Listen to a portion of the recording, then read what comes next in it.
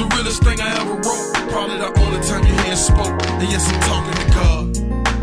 And yes, I'm talking to God. I just wanna sit and talk to you. This is the realest thing I ever wrote. Probably the only time you hear it spoke. And yes, I'm talking to God. And yes, I'm talking to God. I just wanna sit and talk to you. What's up, guys, and welcome to the Conversations with Cam and Chris podcast. Got me, Cam, here in the studio with you today with my co-host, Chris.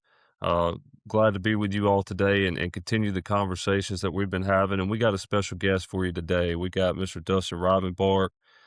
Dustin, for those of you who don't know him, just like our last guest, I'd call him a heavyweight in the public speaking space, man. He is called the public speaking space by storm in a lot of different areas, man. Whether we're talking about the academic sector at the highest level, with college institutions, in churches, in the local communities, any and every which way there's a need, Dustin just seems to be in the right place to help fill and serve that need, man. And he's got a powerful message. And really, messages, it depends on what day it is. It seems like Dustin's always bringing something new to the table, man, that really resonates and speaks to the hearts of fellow believers and those that, you know, really are searching for something more. So we're excited to have Dustin with us today. A little bit about Dustin, and really I'm going to turn it over to him to tell his story. But from a one red light town to stages across the nation, Dustin's journey is proof that God can take the least likely and do the most extraordinary. Born and raised in a small town of only 689 people, a one red light community tucked away in the South, Dustin grew up believing that purpose was something reserved for other people. But through faith, perseverance, and a relentless pursuit of a calling, he discovered that where you start doesn't determine where God can take you.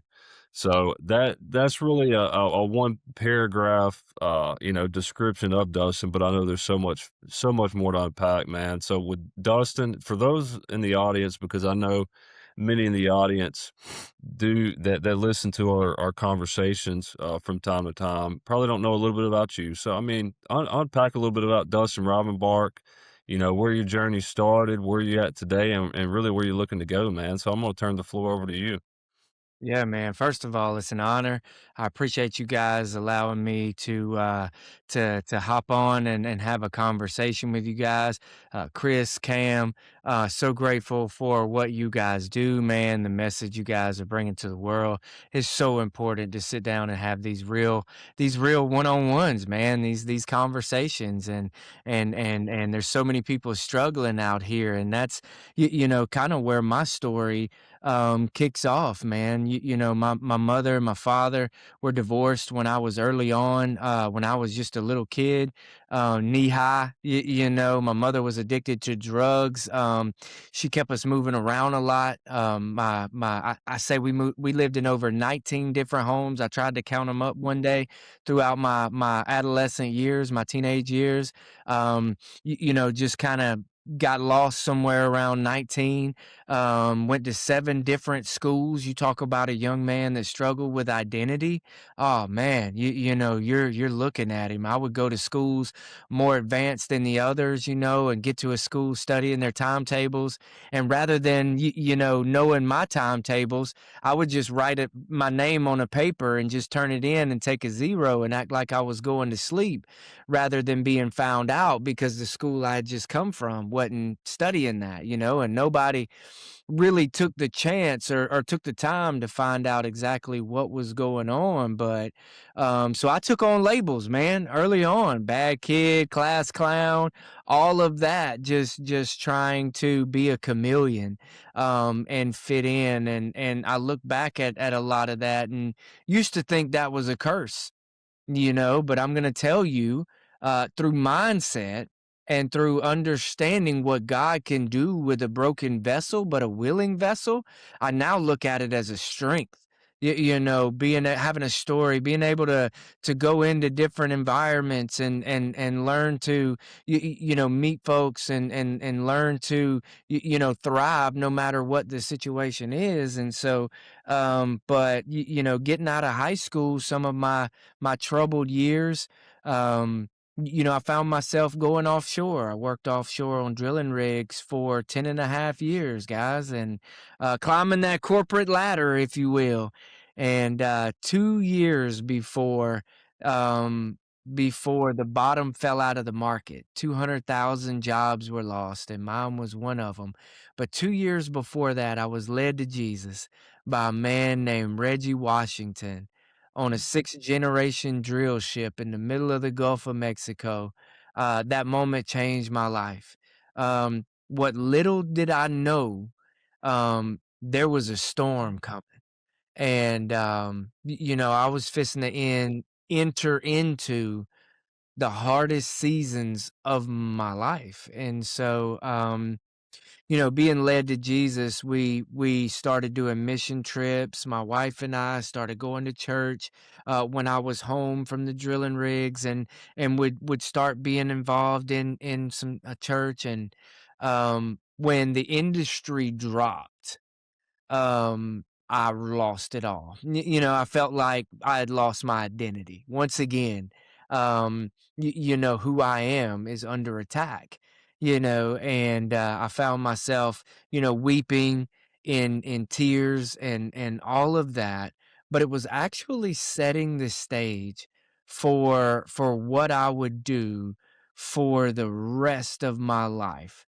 That moment was taking me into ministry. I had already felt called to go into ministry, but guys, I don't know that I ever would have pulled that trigger. I don't know that had something catastrophic not happened, I think I would have still continued to do what was comfortable. Right. As men, guys, as men, I think it's so important for us to regularly get ourselves out of our comfort zone. That is where growth is formed. It's formed in the fire. The fire was no stranger to me. I had been there before. I had been through trials and tribulations and hurt and all of that. But this time I had hope because I had Jesus. Jesus was setting me on a trajectory that I didn't even know. Um, but a couple of months later, after I lost my oil field career, I lived on an old farmhouse, 25 acres, wife pregnant, no job, scared out of my mind, number one. But we found out my wife was, we knew my wife was pregnant, but we found out we were going to lose our daughter, Callie Grace, to Potter syndrome. And doctors were throwing around terms like early termination, abortion, all of that. But we decided to carry Callie Grace for as long as God would sustain her, right? And in that moment, the hardest season of my life, I saw God do so many amazing things, guys. I saw God do some absolute miracles in and through relationships, and just setting that stage. When I look back, I'm amazed at what all God was going through, but I want to speak to somebody in the fire. I want to tell them, like Shadrach, Meshach, and Abednego, listen to me. There is a fourth man in the fire. Okay? When I'm in that fire, I could not see him. But listen to me. The people around me could see the fourth man in the fire. When we lost our daughter, Callie Grace, I remember being in that hospital room, and I would get lost with the doctors, with conversations of heaven and all of this. And my buddy came in, and he said, Dustin, I thought I'd feel gloom and doom and despair, but I found myself encouraging them, man, when they came in. And he said, but I feel life. He said, what is that? And I told him, I said, you feel life because, I've put my hope and faith in Jesus and something far greater than myself. Now, biologically speaking, a father should never have to hold his daughter in such a time as that. And I found myself holding my daughter's, lifeless body in this moment. encouraging friends and family and relatives and all of that that were coming in to pay respect. But I always knew, guys, that my own flesh and blood was rubbing shoulders with Jesus himself in that moment. Y'all, that right there was the fourth man in the fire for people. And I began to understand the magic of hope, the power of hope, not just in my life, but in the life of people navigating their life around me. And I don't know about you, men, but I want to be a hope dealer. Does that make Mhm. sense? Most definitely. Yeah. You Most know, definitely. and when I step back and I look at that, and man, I start seeing all the amazing pieces of the puzzle that God was putting together. Um, I realized that even the loss of my job was on time. Let me explain. So, working offshore, you work 3 weeks on, 3 weeks off on a drilling rig in the middle of the Gulf of Mexico. I knew my wife was pregnant when all of that downturn and all that. But what happened was we had already had 25 acres, an old farmhouse paid for, and all of that. We had been good with our money at that time. And I didn't know that that downturn would allow me to be home with my wife through the hardest season of her Mm. life, Yeah. a mother losing her daughter. You know what I'm saying? And through all of that early termination, abortion talk, all of that, doctor's appointments, all the things, I was able to be there for her in a way that I was not through that 10 and a half years of our marriage, of me climbing that corporate ladder offshore. I missed half our marriage in the beginning. Now we've been married 19 years. October will be 20 years. But at that time, it was 10 years. So 5 years of that was spent in the middle of the ocean. There was no way I could have been there like I was had not the pieces been coming together. And so I just want to encourage somebody right now, man. If you're going through it, you can't see it, but I'm telling you, there is a fourth man in the fire, and his name is Jesus, and he is there. He is there with you. Be encouraged. God sees you, God knows you, he loves you, and he is for you. That is the four foundational principles that I want somebody to grab hold of right now. But over the next several months, I would go on to lose my mother, and my to a drug overdose. A drug addiction took her life, and that right there, that was a pivotal moment for me. My grandmother who helped raise me, I lost her to the final stages of dementia. I experienced all this in 1 year. Okay. The loss of my job, my daughter, my mother, my grandmother. Um, and I was entering into ministry, a youth pastor spot for my new, what I felt like God was calling me to do. A lot of fog, a lot of uncertainty there, but a lot of hope. But I was challenged, man. I'd seen death at the beginning of life with my baby Callie Grace, middle age with the passing of my mom, end of life with my grandmother, and it helped me understand something, guys. We only get one shot this side of heaven. If you're listening to this episode, if you are listening to this, however you're watching, listening, tuned in, I don't care.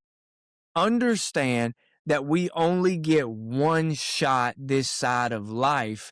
My question is, what are you going to do with it? Because, all right, there are two things that you and me are guaranteed: a date that we're born and a date that we die. These 2 dates are going to be on all our tombstone unless Jesus comes back and cracks that eastern sky, right? Which I'm praying he'll do right now. Let's go. But in the middle of those 2 dates is a dash, ladies and gentlemen. And that dash represents right now. We have a choice to make right now, okay? Whether, we get back on that horse, right? Whether we try out for that dream again, whether we put that bottle down, right? Whether we put pornography down, whatever our vices are, whatever that thing is, guys, God sees you, he knows you, he loves you, and he is for you. From that realization, guys, I would go on into ministry and start leading youth, man.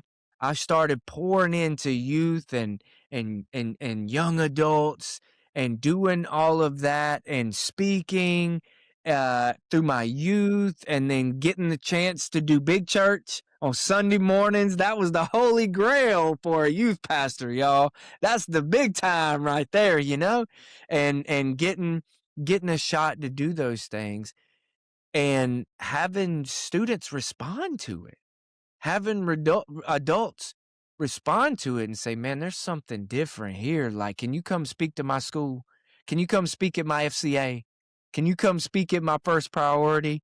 Can you come speak at, and then I would go into these environments, and these kids, these students would be like, this is him. This is the one I was telling you about. And I was like, that's different. I just didn't see many folks like, that pumped up about, the FCA speaker or whatever. And so, I started kind of tuning in to the Spirit and asking God, okay, what is this? What's going on here? Yeah.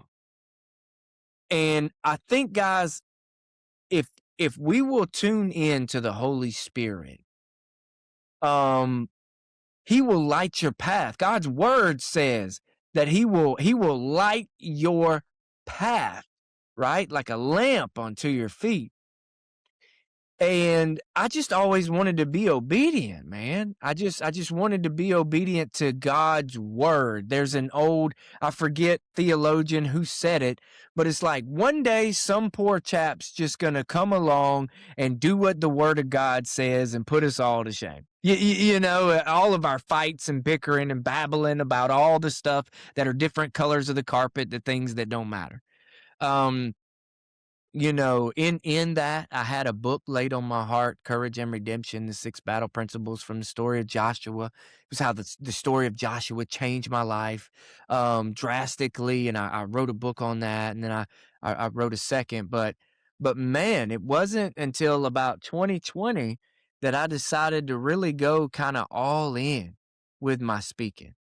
And that's what I did. I stepped away from the church full time through some different things like church hurt and some different things, and went into full-time speaking. But y'all, I never could get away from the local church. It was a pull on my soul. Dustin, this isn't what I called you to do. Dustin, you're not. No. I didn't call you to run and create your name. Like I called you to magnify, to go in and help set the captives free, not in my power, but to be a willing vessel that will pour out, right? That hope that I've always, that I've had since I was led to Christ. And a pastor helped me to see it wasn't church hurt, man. People hurt me. It wasn't church. God's church is holy, And it was in that moment that I came back, and now, man, I'm part of an amazing church, South Point Church. And I'm an associate pastor. I'm a speaker, author. I have a zest for students, for young adults, for men, doing men conferences. I have a passion for God's people, guys.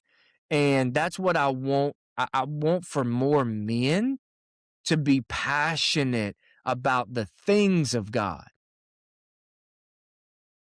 Man, that's one of the things I had to talk with the church church, and I had to give clarity. But I said, you remember Christ was perfect. You- Christ never hurt anybody, and Christ is representative of the church. So what we do is we've endured people hurt. So sometimes we have to reclassify that. And big that you brought that out. But I wanted to rewind you back. We were talking about chameleon, and I could just imagine you having to go through the different schools. Now, if you will, how did you manage to flow as well as float with the different demographics, different type of kids, different schools? Probably, probably have to. I don't know. This is just me thinking. Work probably get bullying sometimes, whatever the case may be. How did you learn to maneuver through those circumstances?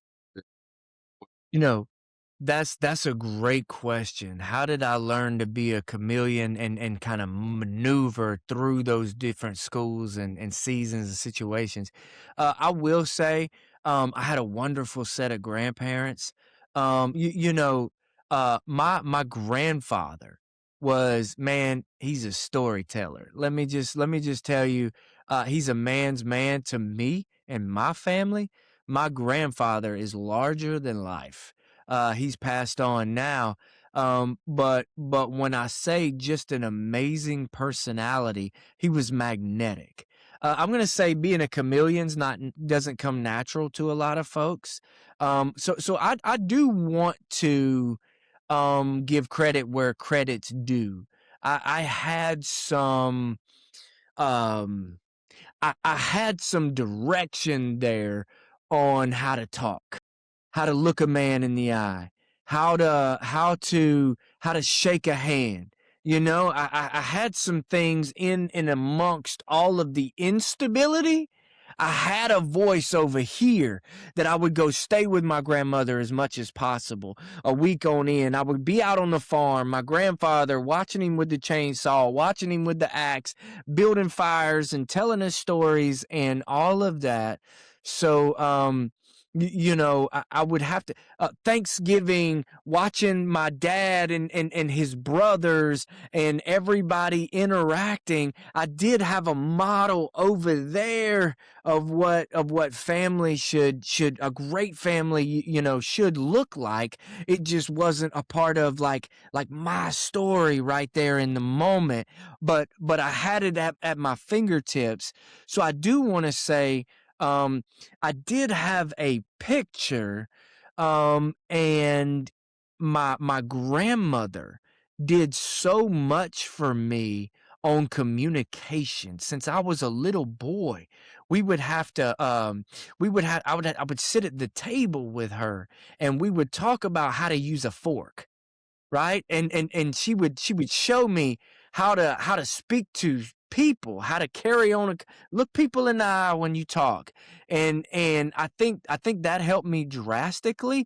And I just had a good personality. And I do think that that was a big part of it, but it was also some insecurities there of not wanting to be found out that I positioned into the wrong thing. I think much like men today, we have a deep desire to provide, right? Like a deep innate desire. We want the same things. We want a good marriage. We want to be a good dad, a good parent for the most part, right?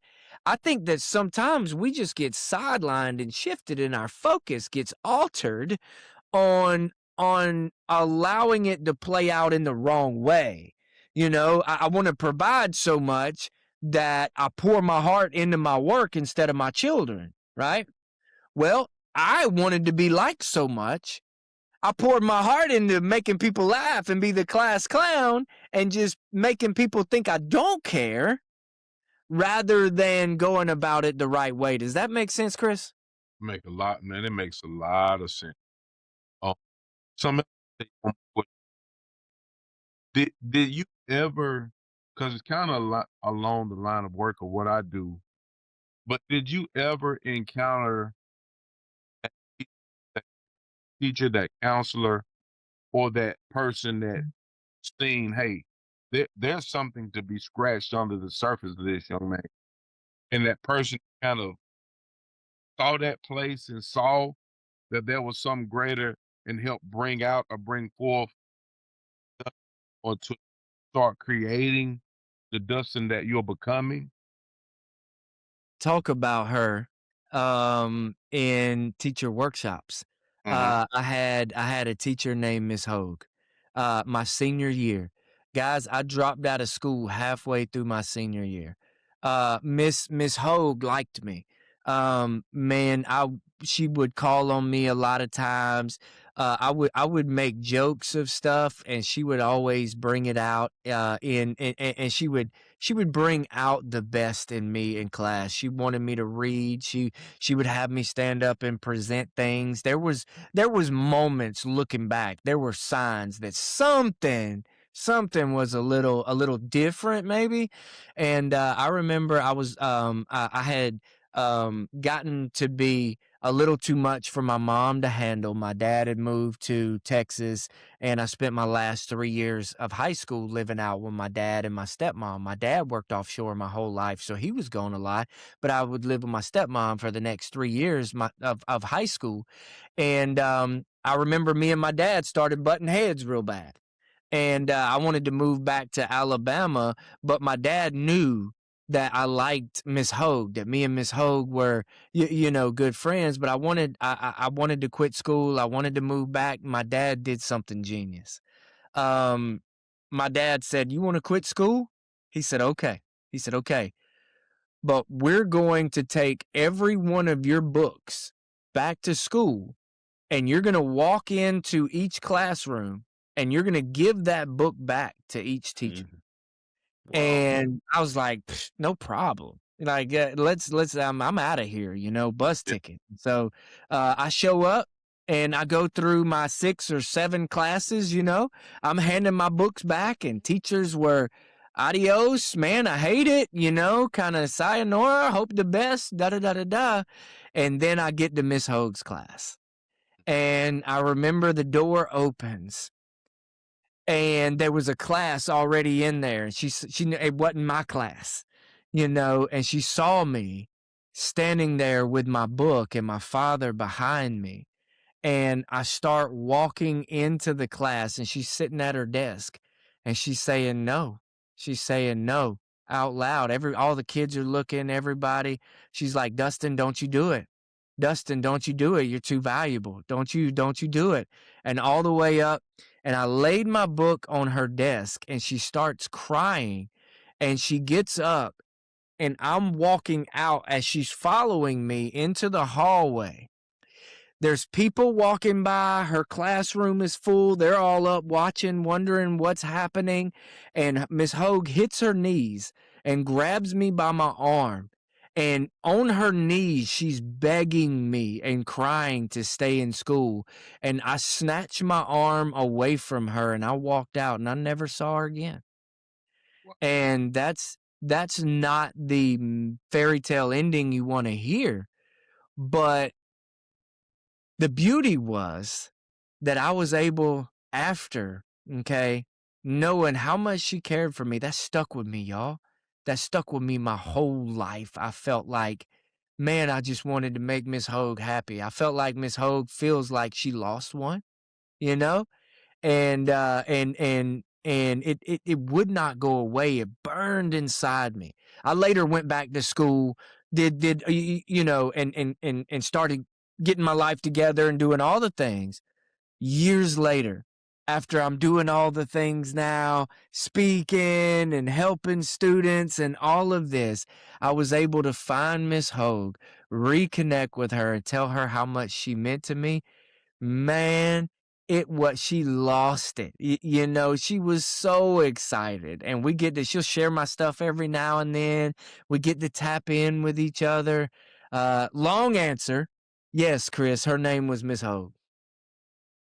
Man, I'd love to follow up on something because the story of Shadrach, Meshach, and Abednego is one of my favorite stories in the Bible, and just kind of this parallel because I know before we jumped on, we had a few minutes to talk before the podcast, and we are just talking about stamina, right, and just really pushing through and having the stamina to push through and do ultimately kingdom work for the kingdom, and how sometimes that can be taxing, right? And sometimes it's going to take faith to keep pushing you through. And I just think about your faith journey, but also most importantly your ministry journey and the fire that's really burning in your heart, burning in your spirit, and really what fuels that fire, right? I think about how easy it could be for that flame to burn out if you didn't have those struggles, if you didn't have those challenges to really reinforce that faith in God. And, you think back on some of the stories that you talked about, but also really just the life that you lived before you stepped out and took that step of faith to pursue ministry.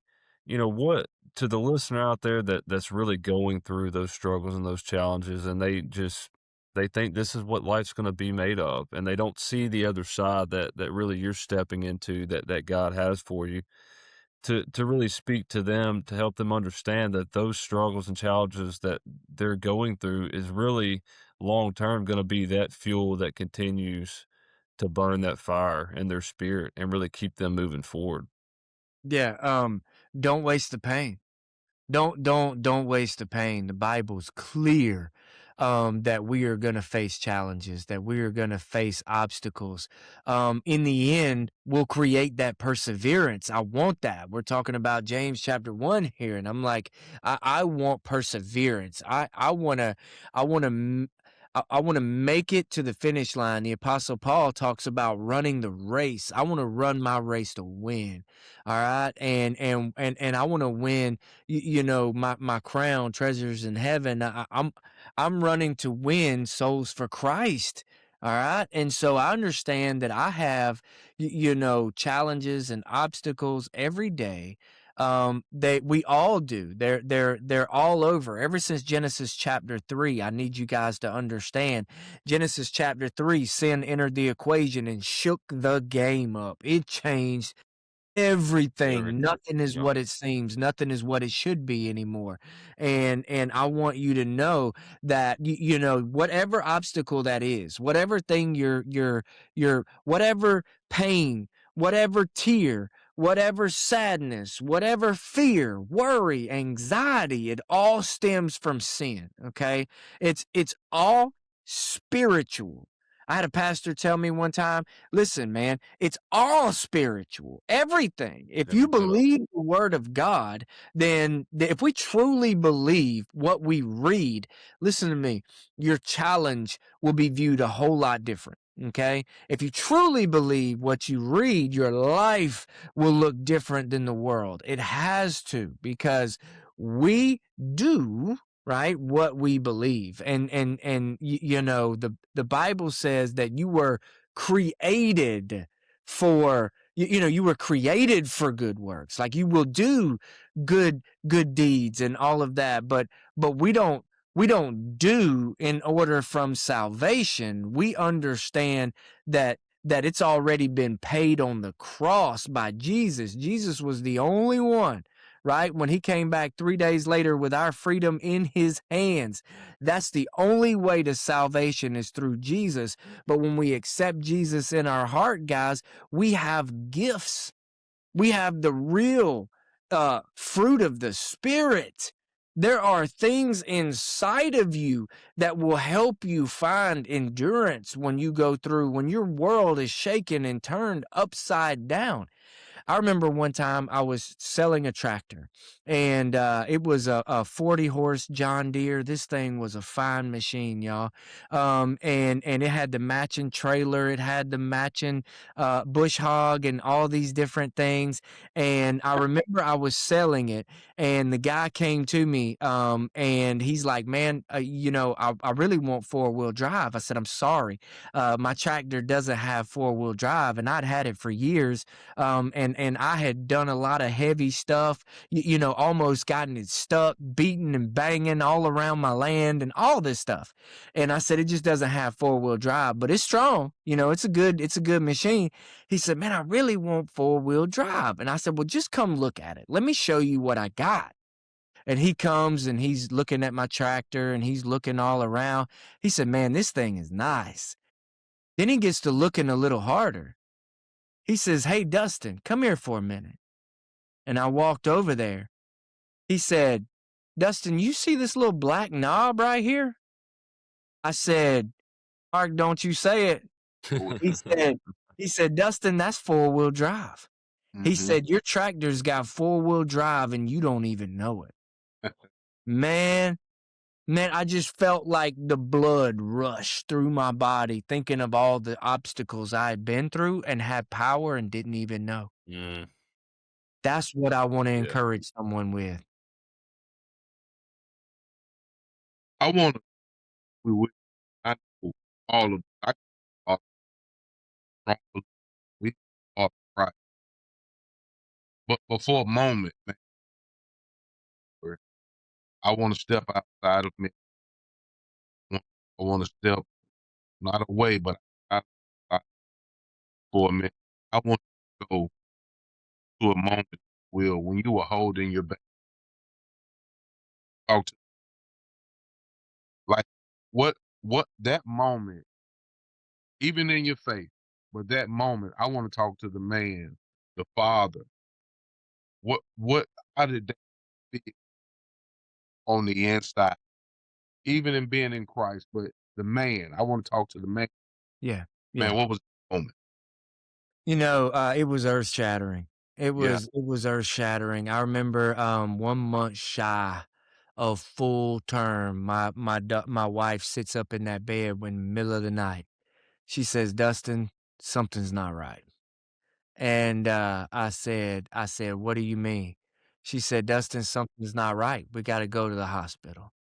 We go to the hospital. They're hooking all these monitors up to her, and all of these machines, and the nurse's face just goes blank. They call before I know it, there's 4 doctors in there. I mean, before I could even blink, and they're wheeling us off to the operating room and all of that, and they take Callie Grace, her heart had stopped beating, and they swaddle her and they put her in my arms. And I'm holding what would have been, my middle child, and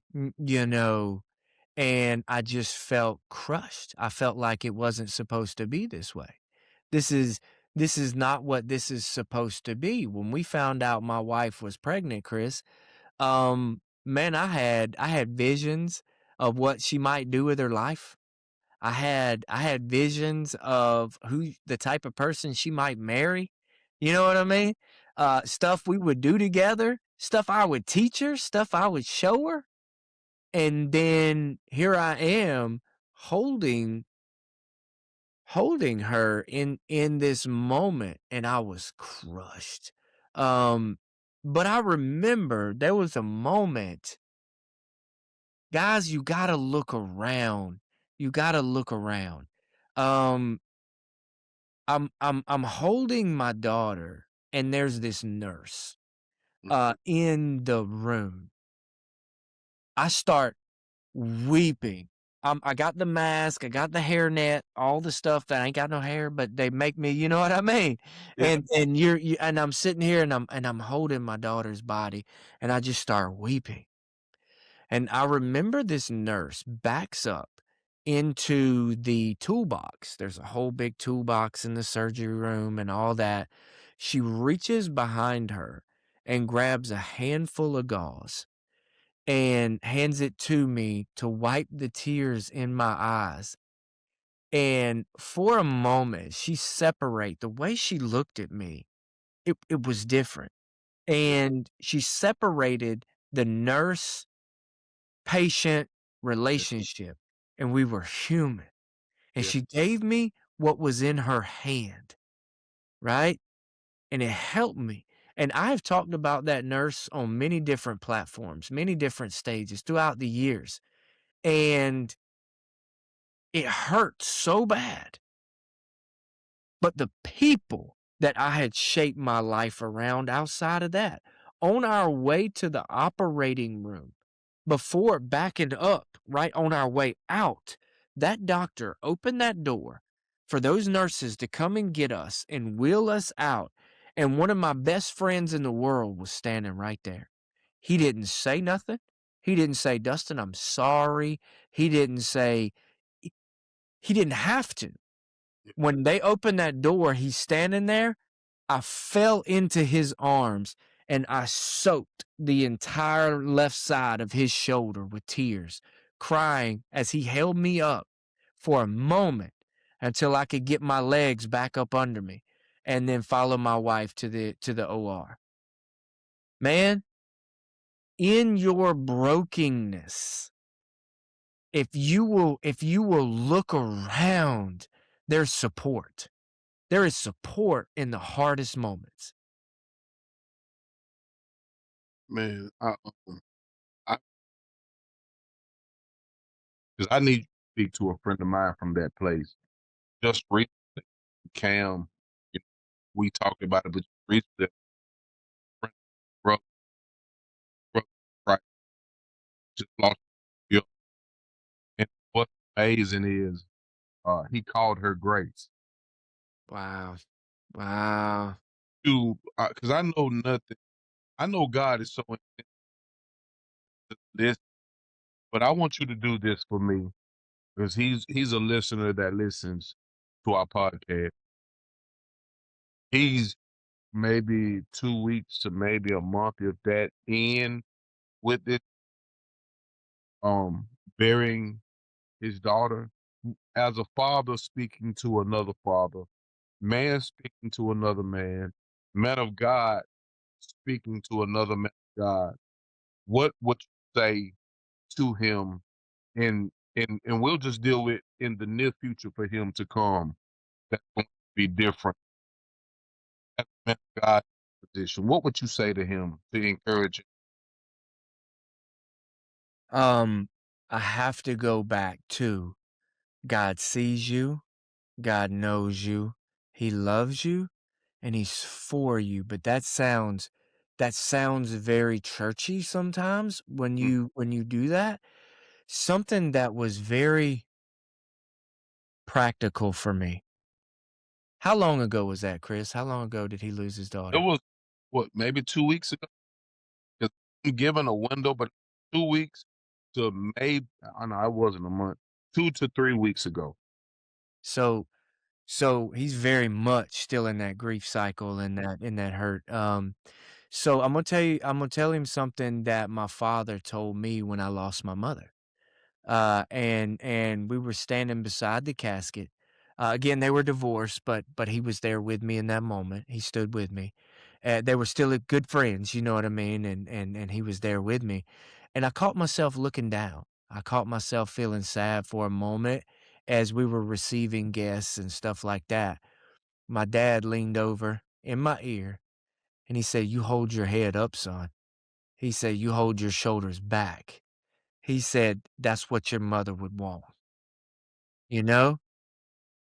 And speaking man to man, that helped me so much. I Yeah, learned well from direction, you know? I learned well from that. I've it's just it's done me well in my careers, in my different I do well with direction. I think I'd make a good soldier.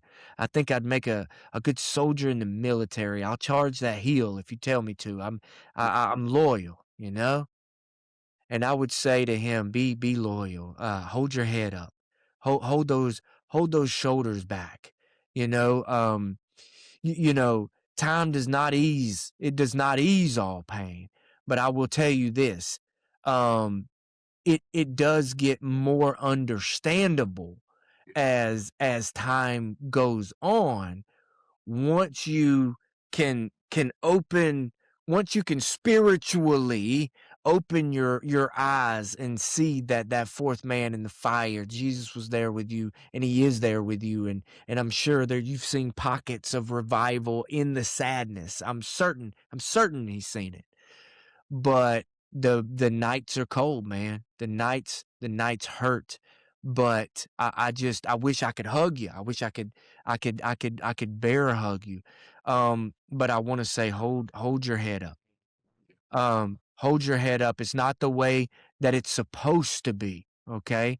But there will come a season where you get where you can my wife, she took it the hardest. I remember I got back on my feet, a lot quicker than my wife did, and I remember my pastor checked me on that.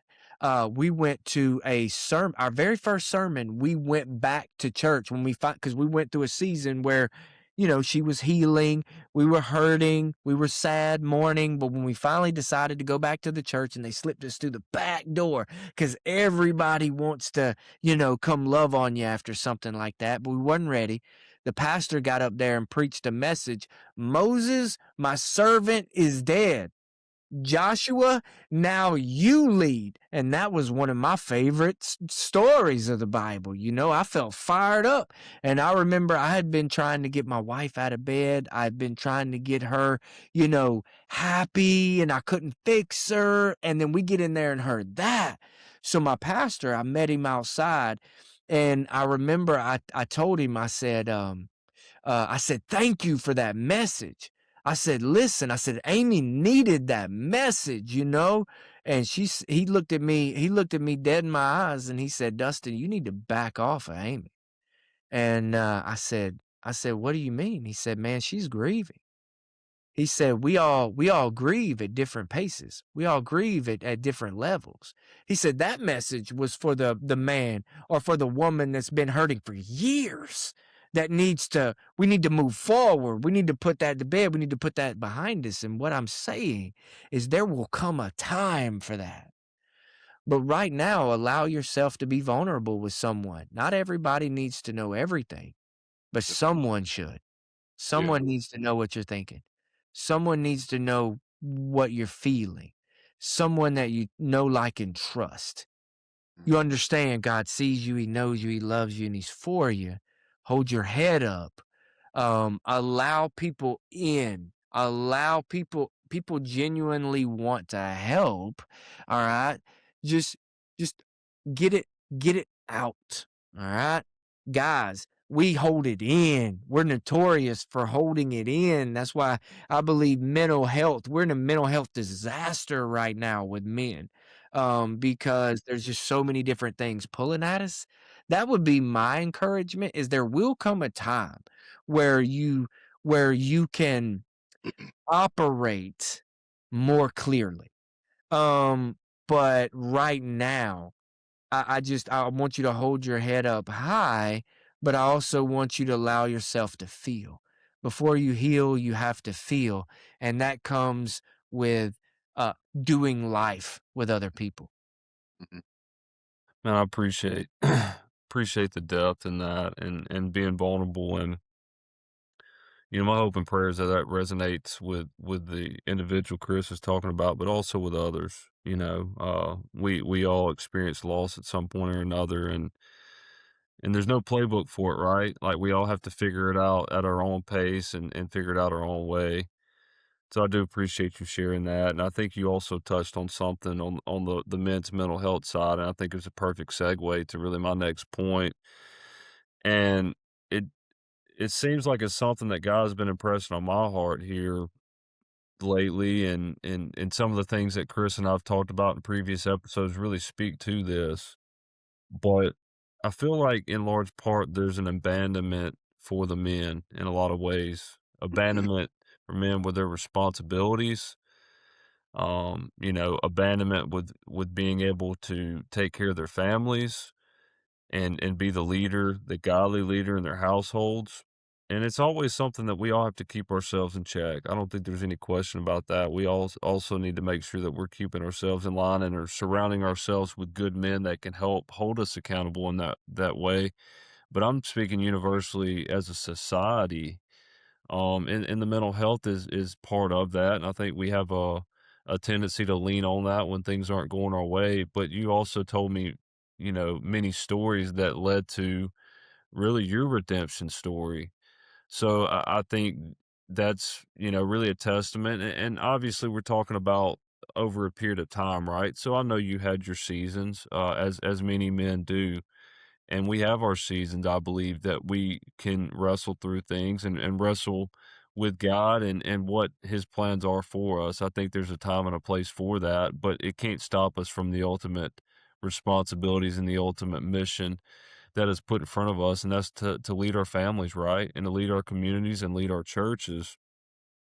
And so, I mean, I hear a lot of your messages, Dustin. I pretty much everything you post, I see and I listen to, man, because your messages certainly resonate with me because I know the place it's coming from and I know who it's coming from. So, mental health, responsibilities, being good fathers, being good husbands, like where's your mind at with all that? And what is the message that I know that God's concocted in your heart to really share with your listeners? Joshua was a warrior. He carried real scars. He did hard things. Um, Guys, we gotta do hard things. Men, we gotta do hard things. Um, you, you know, Getting well, mentally well, is a hard thing too. Um, we have to put ourselves in position, right, to be leaders of our home. We have to be willing to do hard things. Leaders lead, man. They sacrifice, for the good of others. I went on a mission trip years ago. This kind of sent me into a trajectory, and I'm trying not to get overly spiritual. I just want you to hear where this is coming from, the heart behind this. I was on this mission trip, and we were 200 miles from the Kenyan border. We were southern, I think, Ethiopia, and I'm riding on this bus with this doctor, local doctor named Dr. Hennick, and we're on this bus 200 miles from the Kenyan border. We pass this graveyard. Dr. Hennick, he looks out in this graveyard and he says, "Dustin, that's so sad." And I said, "What's that, doctor?" I said, "A bunch of dead people." I was young and immature. I didn't get it. And he said, "No." He said, "I look out there and I think of all the young men who went to their graves. I think of all the young women who went to their graves with their head knowledge full, with their hearts full." He said, "I think of all the old men, all the old women who went to their graves with their head knowledge full and with their hearts full." He said, "Not me." He said, "I want to go to my grave empty, having given everything I got to my people." And he was sold out to bringing missionaries into Ethiopia. This man was in the most dangerous of places. Being held up by machine guns was nothing new to this guy. His life centers around his people. And I was blown away by my 8-hour trip on the bus with this man, getting to pick his brain. And when I was done, brother, I knew that God was fixing to do something with this. And I want to tell men, wake up. Wake up. Man, there's so much work out here to be done. When you look at Joshua, man, after he went from, under Moses when he was just Joshua, right, to Joshua, right, the warrior king who did all of these amazing things, conquered all these battles, did all of this. You find him in Joshua chapter 13. The Bible says, "Now Joshua, well advanced in years." In other words, he was now old, and God tells Joshua, "There's still much work to be done." Listen, we we don't have a choice in this. Like we we are called to be a reflection of Christ. All right. I want to tell these men, wake up. Like, we've got a lot of work to do. The world needs you, man. The world needs you. And I can date this back all the way back to World War II, guys. Like, this is when all this started, when all the men and young men and old men were drafted into the war, all right, here in this country. The women went and got jobs. They went to work. They had to lead their families. And this is an ongoing progression of what was taking place back then. And so when the men got back from war, she was now the head of the household, leading in her career. She was now leading the kids in their faith. She was now leading the kids to churches. That's why a lot of our churches today are so heavily women driven. All of the women, they do everything, okay? And I remember doing a revival in Rikers Island Prison. And I remember I did a prayer breakfast in the heart of Brooklyn. 3 churches came together, and I was speaking there. And I remember I walked in, there was this woman bishop, and there was women deaconesses. There was women everywhere. It was women everything. And I walked in, and I asked that woman bishop, I said, ma'am, I said, I do not mean to be disrespectful. I promise you. I said, but is this a cultural thing? Like, I don't see any men. She stopped and she looked around. She said, Dustin, what men? She said, if we don't present the gospel, she said, it's not going to get into our community. She said, our children are dying on the streets because men will not stand up. Men will not stand in the gap. So my heart, man, my cry is to stand in that gap for the next generation, but also to stand in that gap for men, to let them know, all right, that they are valuable, that they do have what it takes, and that they are needed. All right. If you watch movies nowadays, men are often the butt of the joke. Men are often, the one that can't get it together, and the wife takes the kids and decides to leave them, and all of this, and the man's kind of the joke. And all we really get is the big piece of chicken. But I want to tell you, like, no, like, the man, all right, the man is so needed. He's so valuable. He's so important. And the moment that he has that aha moment and understands his worth is the moment his family lineage changes. All right, is the moment that his family, his children, his grandchildren, right, will inherit the good deeds. All right, they've got to understand how valuable and important they are, and not everything be poured onto the woman or be poured into his fake identity of what he does rather than who he is. Man, that was you know, I, no, but I don't know what else could be touched tonight. You started off, man. I was wondering where you were going when you said you wanted to go to your grave, and to put what I call the icing on the cake with the story when you and the doctor, and to hear that, man, listen, I was trying to hold my composure on this, man. I was leaping on the inside because, man, we'll just say I'm ready to leave empty as well. Like, I look at what you've been through, and I look at what I've been through, and just knowing, me and Cam have been brothers for a while, and we've all had our storms in different ways, but yet and still we all push and promote the gospel. It's just what the podcast does for the listener, and God moves through us. I think this was powerful, and and and it's one of those moments, so it has encouraged me, man, and it pushes you to become, or it pushes your purpose to a different level of power. Because you're meant to work for, do all you for God,